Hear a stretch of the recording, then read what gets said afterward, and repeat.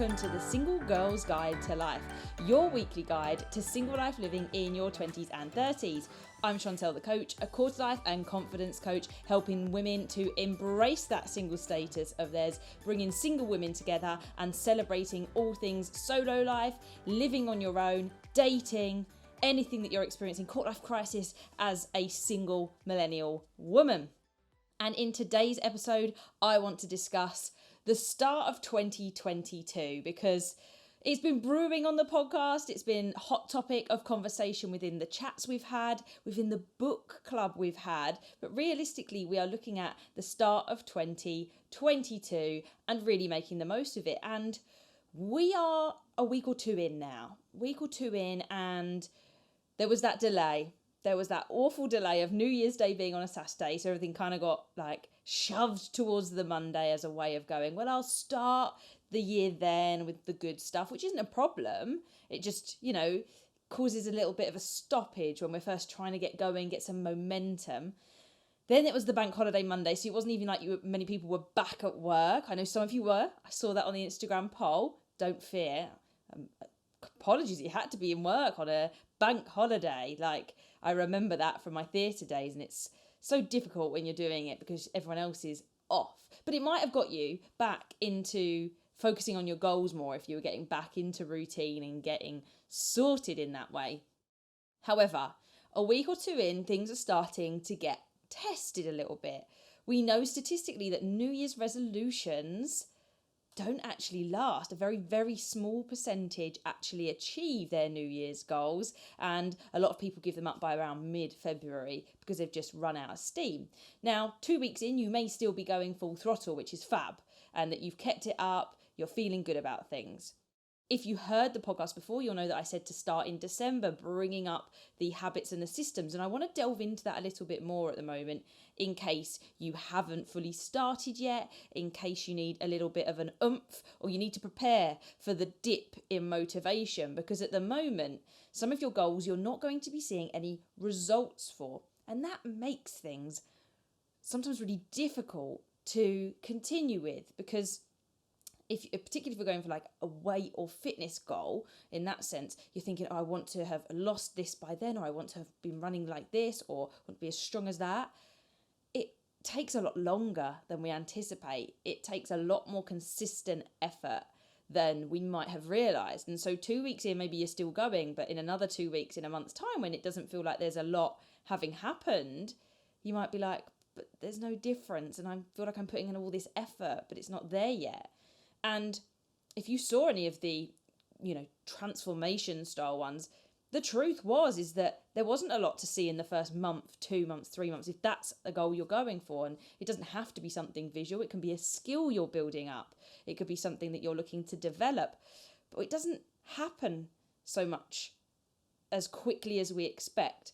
And it brings me back to a concept that we discussed the Atomic Habits book by James Clear in the book club this month, and it was a lovely conversation to have with some members of the Single Girls Club where we spoke about our personal experiences of some of the applications in the book, things that we were struggling with. Some people joined even though they hadn't read the book but wanted to hear some of the concepts so they could apply it, and we helped use our knowledge of the book to then direct with ideas of what that person could do and what might get in their way.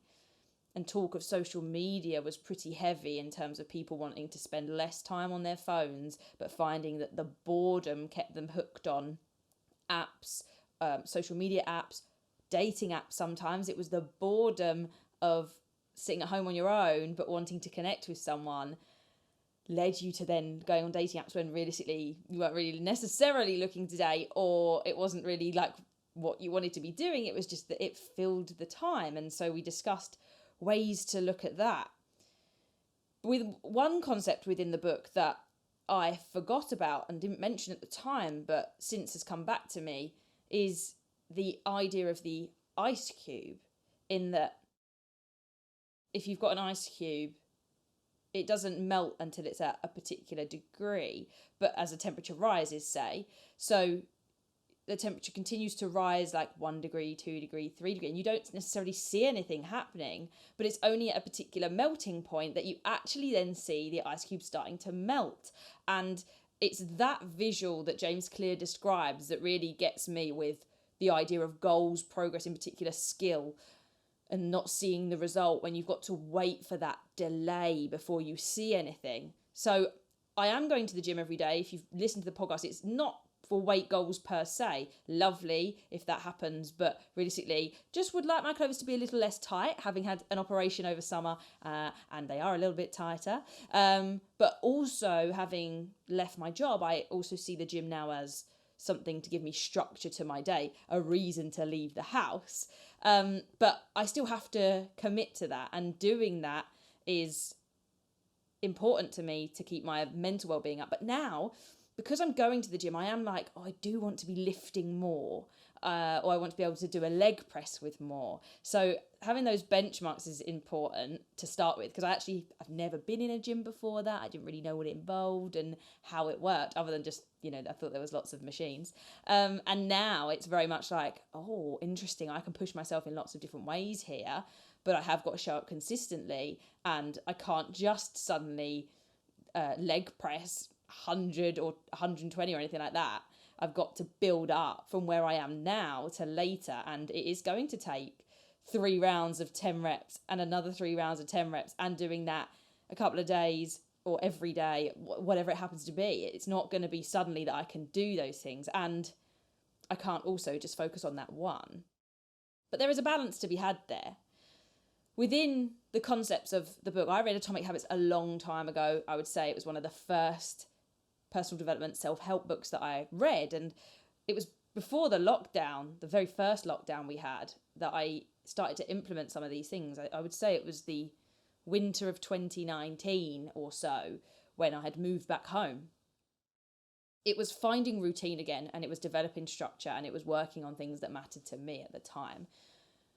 Having control around your life when, at the time, I'd moved home, I had left my marriage, at the time when things feel like they're out of control, even though I had very much instigated some of those things, is one way to manage. And there's only so many things you can control in life, and some level of life events are not controllable. They're not for you to do anything about. However, I could control my routines, and I could control the actions I took every single day. And so when I read, or actually listened to, because I did an audible on that in the car on the way to work and back, learning about some of the concepts and trying them out was what was key for me to regaining this element of I can do anything that I put my mind to, but I do have to show up consistently every day. And I do have to do it in a way that doesn't mean that I fail at the first hurdle, which is the problem with New Year's resolutions. New Year's resolutions come across sometimes as so cold turkey, like I'm going to stop right now everything. And maybe you have a personality that responds to that really well. For me, that's not going to be the case. I am going to find that very frustrating. I'm definitely let's do this in stages. Let's prove to ourselves that we can do one thing before we do another, before we take it down to really having none of whatever it is, or doing this every day and building it up. And so at the time, I wanted to work on a number of things. There was bedtime routines, there was morning routines, there was eating habits, there was spending time on my phone. And so using some of the concepts from the book, I wrote my goals down. And this is one of the things that I want you to take away today in terms of keeping up your motivation for your goals for 2022. How are you going to do it? If you haven't written them down yet, if you haven't got them somewhere that you can see them regularly, then you're missing out on a trick, because you want to be dedicated to this thing. So at the moment, I have prom to work towards. That sounds ridiculous. I'm no longer a teacher, but I still anticipate being back at the prom with my previous pupils because I used to be their head of year. I have a dress that I can't quite get into. The zip goes halfway up. It's not quite fitting at the moment. And so part of that goal is to fit back into that, whatever that means in terms of toning up. But I have that dress out now on the wardrobe, and it's there. Like, I look at it and I go, that's something I need to do. Writing them down is the equivalent of that when you don't have a tangible goal to see every day. That's a reminder for me of what my goal is. And my goal is to consistently show up to move my body in whatever way that is. Attending classes, doing gym workouts, going for a walk. It can be a variety of things. And that is how I achieve the goal. The goal is to fit into the dress. I need to slim down to get back into it, because I used to fit into it. It's not a million miles away. But I'm also not someone that's into crash dieting. I don't think there's anything like that. So that's the element. Writing it down, committing to it, or having some sort of visual cue that continues to remind you about it each and every day. If you're not thinking about it at some point, then you're probably not committed enough to it, because you're not thinking, what do I need to do? Now, if you're finding that a difficult thing to commit to, and it's something that you need to start doing, you need to think about when it is that works for you to do. So when I first took control back of my life through building new habits and routines, back after my divorce or separation, as it were, I introduced exercise then. And ever since, I've been quite the avid, regular exerciser. You know, there's peaks and troughs. Life is not as consistent as we'd like to think it is sometimes. But for, I would say, 6 months minimum, I solidly did commit to a very basic workout routine, which was doing, before it was big, well, it was big enough, but before it hit lockdown and became even bigger, I was doing the Joe Wicks workouts every single day, every morning, for 20 minutes it was roughly. And if it wasn't that, then it was a run, which was half an hour to 40 minutes.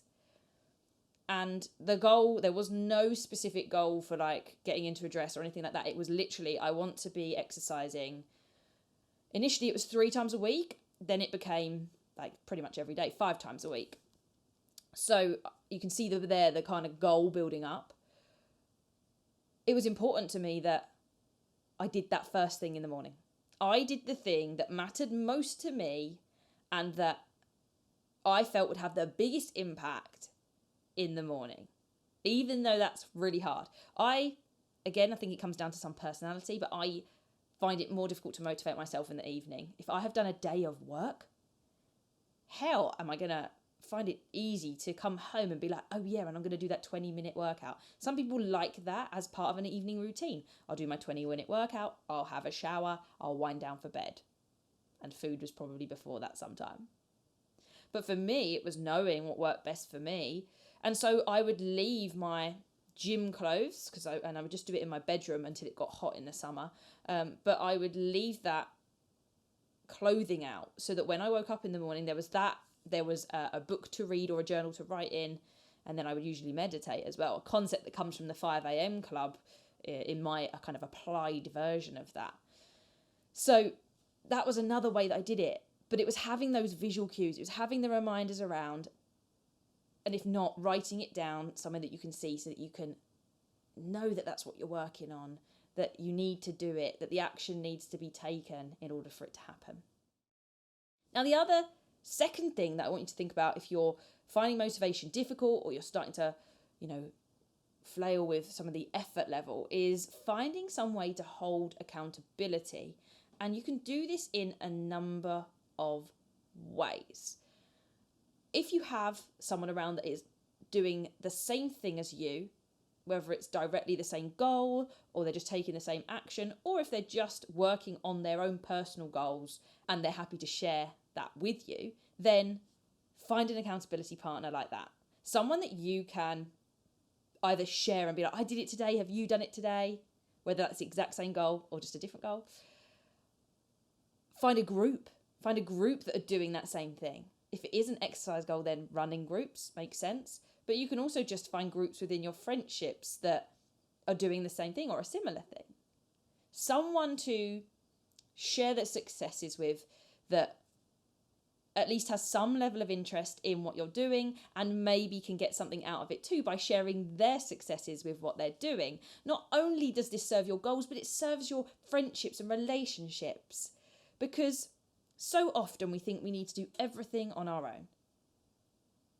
I have, over the past 2 years, realised that the way that I actually develop some of my friendships is by actually sharing my life with them. And I mean sometimes the boring bits. Yes, the exciting bits too, or the funny bits. And that is what connection is built off of. Sharing experiences together, even if you aren't necessarily there. And in fact, this rings true because my friend sent me a video of her going back to running the other day. I don't know how many people she sent it to. I don't care. She sent it to me. It was a quick video of her, I believe, starting her run. And she was out for the first time in quite a while, back to running. She knows I run. I haven't run for a while, actually, because I've got the gym now and on the treadmill. It's not quite the same, I don't think. But she knows that I would be interested in that I'd cheer her on. I'd want to know how far she went. And that's another way to develop friendships too, is to actually be interested in what people share with you. Like, so some people could see that and be like, oh, nice. And that's it, which is lovely. You've acknowledged it, but actually taking an interest in people.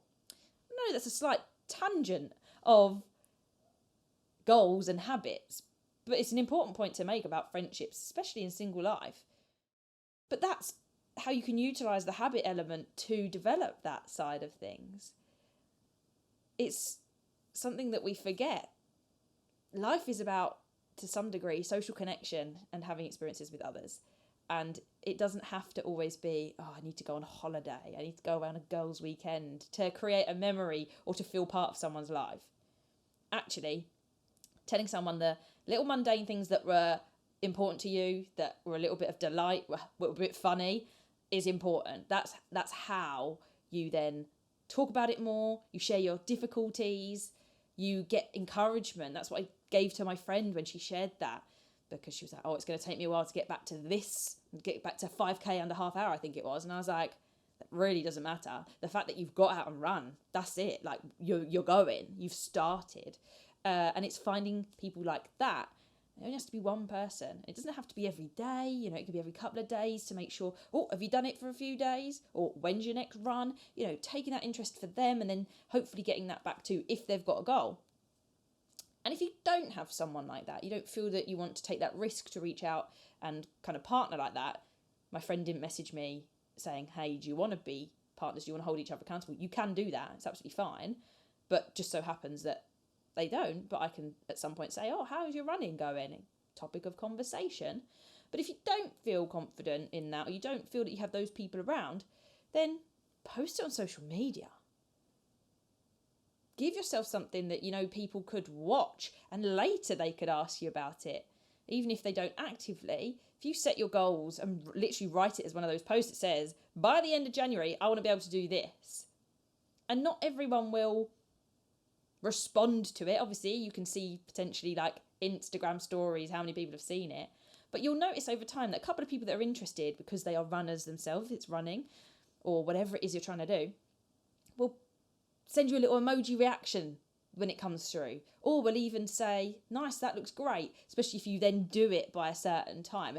It doesn't have to be that you brag, and it doesn't have to be that you worry about what other people think. They're like, oh, I can't post about that every day. It's your Instagram or it's your social media. You do what you want. If you don't feel comfortable doing it every day, then don't do it every day. But give yourself that idea that people can see it and people can ask you about it, and then you'd be talking about it. And you'd want to feel confident in what you've done, what you've tried, what you're struggling with, how it's going. It's that kind of element. And so have someone to hold you accountable for that. And lastly, this was my favourite one, and it still is to this day. It's one of the things that I would rave about. It's something that I've encouraged my mum to do, or shared with my mum so she can try when she's doing different goals.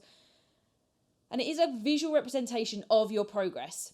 And the thing is, as I mentioned before, sometimes our goals don't have visual representations. Like going to bed at 9 o'clock and putting the phone away at 8:30.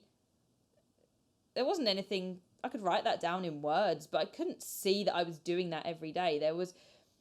I could feel better. I could acknowledge the feeling more rejuvenated because I was getting more hours of sleep. But actually seeing that, maybe you could argue, I saw that on my Fitbit, could see that I was getting more sleep. Maybe my heart rate was going down, my sleep rating was going up. There was some visual chart there maybe. But without that, and it's one of the concepts that gets mentioned from Atomic Habits, and it's where I first heard about it, and that is habit tracking. And it's very simple. You cross off when you do the habit that you're looking to do. It can be as simple as crossing it off on your calendar. The day that you've done it, you cross through, just like you would as you would cross the days off normally, but you only do it once you've done the thing you wanted to do. Now, this is perfect for people that love a bullet journal. If you're into stationery, which I am, I love a grid notebook for this reason. You can create a beautiful habit tracker that I think I had something ridiculous at one point, like 13 habits. The whole point of habits is that eventually you don't think about them, that you don't need to actively engage with the process in order to do them. And so some of them, of those 13, in the end, were habitual. I was waking up in the morning, I was journaling, reading and exercising or meditating along those lines. I actually didn't need to habit track and cross it off, but it just still felt nice to, so I did. And I'd done it with some analytics of the numbers, so it was important to me that the numbers didn't change because I'd removed one of the things. And it was also interesting to see if I did flag on something, so something like the exercise or the journaling, if there was a weird little section where like 3 or 4 days in a row I'd missed it, I'd be like, well, why is that? And you'd suddenly notice I used zeros on the days I didn't do things. I'd be like, oh, need to watch out for that. Now, I think the realistic approach is to focus on one thing, maybe two. It depends on how you're feeling and how much success you're having with those things, how challenging they feel to you. But I would argue that starting to introduce one new habit and breaking one old habit is quite a nice way to go about it. You're focusing on two things, one to start and one to avoid. So, for example, getting up at 5 a.m. was the starting one, and then giving up Pepsi, which is, again, my goal for at the moment, and reducing sugary drinks, rather, was another. So every day that I didn't drink a fizzy drink, then I would cross through it. And seeing the crosses was the interesting part. It's the bit that gives you the dopamine hit, as James Clear goes into in much more detail in the book. It's a fantastic book that I would highly recommend. There's too many concepts in there to describe and share. And the laws, the 4 laws of habit change, whether that's building good ones or breaking bad ones, the things that stick with me most. And each bit's going to resonate with different people. But in terms of habit tracking, which is a common technique to use, it was interesting that I used that technique plus the technique of habit stacking, where you use one thing to trigger the next. So the morning routine was fabulous in that regard. The evening routine, putting the phone away, then getting ready for bed, reading at night. You know, each thing allowed each new system to develop in a way that became effective for me. And I have lost some of those routines. I'm reintroducing some of them slowly but surely. We still have to show up for ourselves every single day. It's easy to fall off bandwagons of things because life changes, work becomes stressful, things take over, and we compromise some of the good habits we were trying to include, but at the detriment of whatever it was that we were benefiting from that. And so when you're thinking about your goals for 2022, it's not a problem if you have a day where you don't do what you said. I think that's the ultimatum with New Year's resolutions that I hate. And my New Year's resolution being a child was always not to bite my nails. Now, to this day, I still bite my nails. It's just not one thing that I have enough motivation for. And I think also the experience I had from the idea of New Year's resolutions as a child was that, well, once I'd bitten them by probably the 2nd or 3rd of January, that was it. Like, it was done. It wasn't something now that I was putting any time or effort into because I'd broken it. Whereas instead, if we look at this, I want to show up every day, I want to be able to build things over time, then I think that's the different approach we need. And we need to help ourselves. We have to give ourselves the best shot of doing that. So setting the right kinds of goals, setting smart goals through your writing down, which is episode number 11, if you need to go back to that, is important. You don't want to make things too unachievable. The dress I have is a dress I've fitted into before. I will fit back into it. I've never worn it before. This is why it's important to me to actually wear it. Otherwise, I would normally advocate, like, leave it if it's something old you used to have and you can't now get into, like, you wore it at 18. No, this is very different. This is like, I just haven't even had the chance to wear it because pandemic. But actually making sure that we just chip away, we keep showing up every single day. there's another concept, the 1% concept, which if you just improve 1% each day, then you end up getting about 35, 36 times better across the year. And I'm a math teacher. That stuck out to me from the book because I wanted to verify the numbers, and it does work because it's exponential.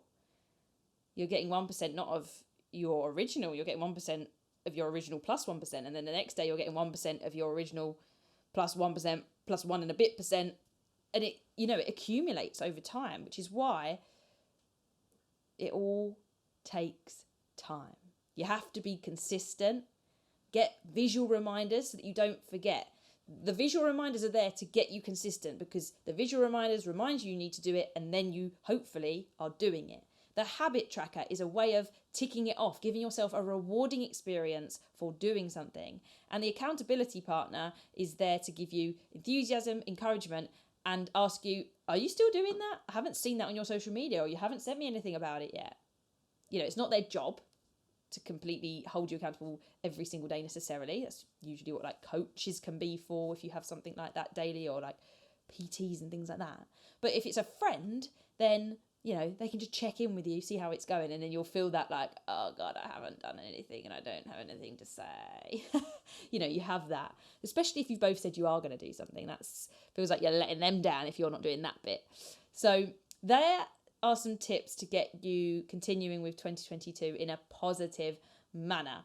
I hope that gives you some inspiration, and if you need a habit tracker, then you can head to the link in the description to be able to grab one that I designed and put together that's a 4-week habit tracker. That's not the optimum time to build a habit. Habits are something we should build over about, it can take anything from about a couple of weeks up to over a year, but the average is around 60 days or so. But this allows you to kind of complete a month's worth, and you can keep printing it off as a 4-week tracker. So if you're not into the bullet journaling and don't want to spend time designing it, you just want to hit the ground running, print it off and start crossing things off, then you can head to the link in the description to grab that. Until next time, keep thriving.